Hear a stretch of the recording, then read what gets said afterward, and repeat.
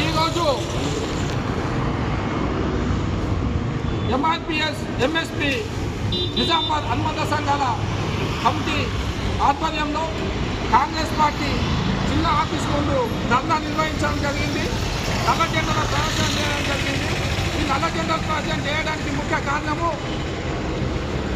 ఈ రాష్ట్రంలో అత్యధిక జనాభా కలిగిన మాదిగ కులానికి రాజ్యసభలో చోటు కల్పించకపోవడం అన్యాయమని, అలాగే 2024లో పార్లమెంటు ఎన్నికలు జరిగినప్పుడు ఈ రాష్ట్రంలో 3 ఎస్సీ రిజర్వ్ స్థానాలు ఉంటే ఒక్కటి కూడా మాదిగలకు ఇవ్వకుండా మోసం చేసిన రేవంత్ రెడ్డి ఆయనను ఎండగట్టడానికే ఈ నల్ల జెండాల ప్రదర్శన చేయడం జరిగింది.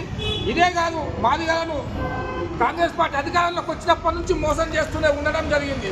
ఈ మోసంలో ప్రధానంగా ఈ రాష్ట్రంలో మాదిగలు 12% ఉంటే ఎస్సీ రిజర్వేషన్ల వర్గీకరణ ప్రకారం మాకు 11% రావాల్సిన మా వాటాను 9%గా కేంద్రీకరించి మాదిగలకు 9% చనిపోతుంది, మాలకు 5% ఇవ్వడం 6% ఇవ్వడం అనేది అదొక పెద్ద మోసం. అయితే దాని తర్వాత హిందూ అసెంబ్లీలో ఒక హామీ ఇవ్వడం జరిగింది. ఈ వర్గీకరణను గ్రూప్ 1, గ్రూప్ 2, గ్రూప్ 3లో గ్రూప్ 2లో అమలు చేస్తామని, అలాగే డిఎస్సిలో అమలు చేస్తామని చెప్పడం జరిగింది. ఈ మూడింట్లో అమలు చేయకుండా మాదిగల విద్యార్థులకు గొంతు వేయడం జరిగింది. అందుకనే ఈ నిరసన సభ చేయడం జరుగుతున్నది. కాంగ్రెస్ పార్టీకి మేము హెచ్చరిస్తున్నాం, భవిష్యత్తులో వచ్చిన నోటిఫికేషన్ అయినా లేకపోతే ఏదైనా రేపు రాబోయే ఎంపీటీసీ ఎలక్షన్లు అయినా లేకపోతే రాబోయే సార్వత్రిక ఎన్నికల్లో మిమ్మల్ని ఎండగట్టి మీరు ఓటు వేసే బాధ్యత ఎంఆర్పిఎస్ తీసుకుంటుంది. మందకృష్ణ మాదిగ నాయకత్వంలో మిమ్మల్ని రాజకీయంగా పొందబెట్టే తీసుకునే అవకాశం మాదిగ తీసుకుంటారని మేము హెచ్చరిస్తున్నాం.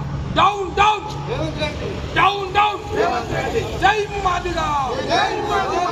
మాదిగలకు సీట్ ఇవ్వకుండా మోసం చేసిన రేవంత్ రెడ్డి, లోక్సభలో మాదిగలకు సీట్ ఇవ్వకుండా మోసం చేసిన రేవంత్ రెడ్డి, సిగ్గు మాదిగలకు రాజ్యసభలో సీట్ ఇవ్వకుండా మోసం చేసిన రేవంత్ రెడ్డి, సిగ్గు అత్యధిక జనాభా కలిగిన మాదిగలకు పార్లమెంట్లో రాజ్యసభలో సీట్ ఇవ్వకుండా మోసం చేసిన కాంగ్రెస్ పార్టీ.